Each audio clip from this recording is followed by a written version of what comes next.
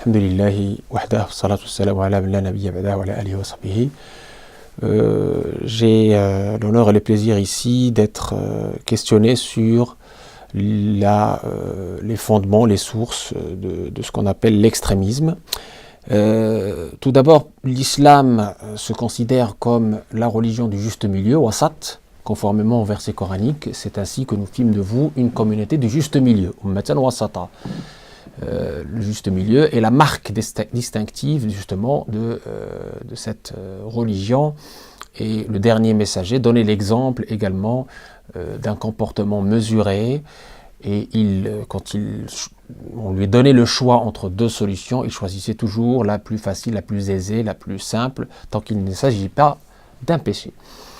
Et aussi, il demandait de la régularité, il demandait du juste milieu, notamment lorsque quelques jeunes l'ont visité dans son intimité, dans sa demeure.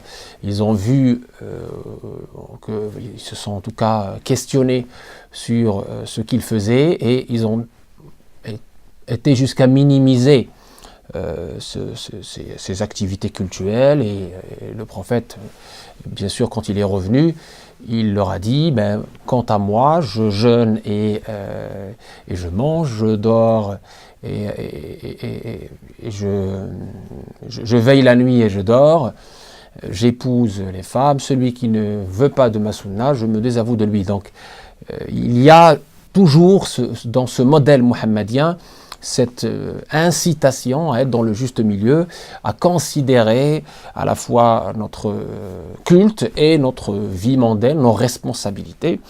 Et donner au corps son droit, donner à la famille son droit, donner à la religion son droit, etc., etc. Donc c'est très important, ce juste milieu, cette juste mesure.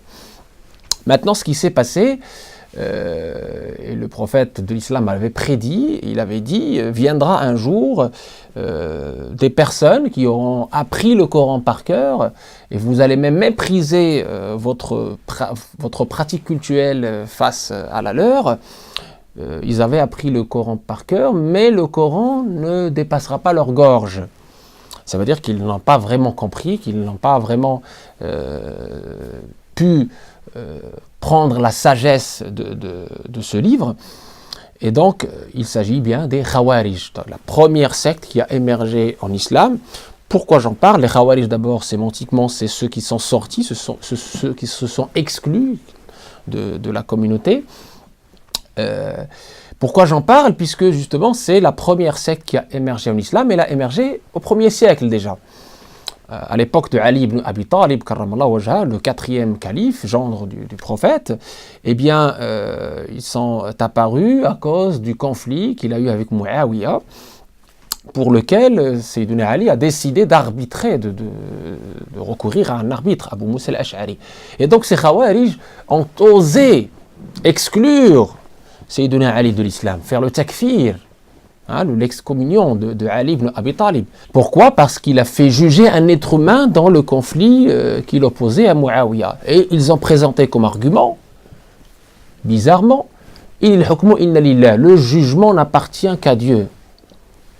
Bon, Ali ibn Abi Talib, évidemment, il a essayé de les convaincre par la sagesse, par la douceur, par le débat aimable et bienveillant. Il a envoyé Abdullah ibn al-Abbas, qui était considéré comme l'un des 4 Abdullah, l'interprète du Coran, un homme à la fois sage et scrupuleux et érudit parmi les érudits des compagnons. Et Abdullah ibn al-Abbas, il a essayé de leur dire, écoutez, si vous avez vu ce verset-là, il y a d'autres versets du Coran, notamment le verset qui incite le couple à recourir à ce qu'on appelle l'arbitrage pour justement essayer de réconcilier ce couple en conflit, le mari et sa femme.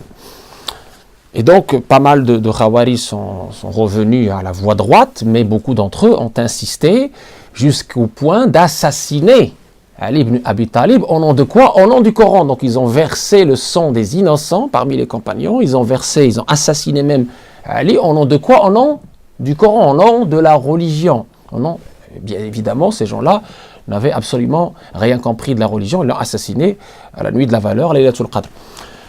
Tout ça pour dire que effectivement cette secte littéraliste, Zahiriya, elle avait essayé de comprendre le texte. Son rapport au texte était un rapport qui excluait la compréhension des compagnons, la compréhension des sachants, la compréhension des référents. Donc, c'est une interprétation passionnelle, personnelle, et surtout littéraliste, c'est-à-dire qui ne considère pas le contexte, qui ne considère pas la chronologie de la révélation, qui ne considère pas l'évolution chronologique, éducative, évolutive du texte non plus.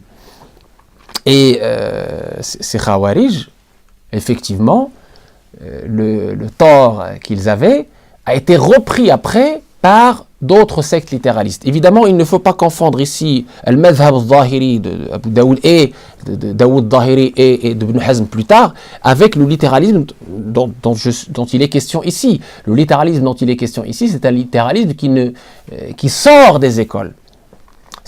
Il s'agit d'interprétation personnelle du texte qui peut amener évidemment vers pas seulement l'égarement personnel, mais aussi l'instrumentalisation du texte de façon passionnelle. Ce qu'on peut dire ici, c'est que le rôle des savants est crucial, est important. Le Coran nous fait l'éloge des savants. Est-ce qu'ils sont semblables, ceux qui ont eu le savoir et ceux qui ne l'ont pas eu? Dieu élève en degré ceux qui ont le savoir. Et le prophète de l'islam nous rappelle que les savants sont les héritiers des prophètes parce qu'ils perpétuent cette bonne compréhension du texte. Ce rapport au texte, c'est grâce aux savants qu'on l'a, c'est grâce à cette transmission, ce sanad. Cet extrémisme littéraliste, on l'a vu avec certains sectes, certaines idéologies de la haine et de l'exclusion, avec Daesh, avec Al-Qaïda, qui ont été sur le même chemin que les Khawarij et qui ont justement versé le sang des innocents en prétendant se référer au Coran et à la Sunna, alors qu'il n'en est rien. Alors qu'ils prennent par exemple la Sourate 9, les versets de la Sourate 9 qui ont été révélés dans un contexte purement guerrier face à des hypocrites et des polythéistes qui ont trahi leur pacte, ils l'extrapolent à un contexte qui est très différent, un contexte de paix et surtout contre des innocents.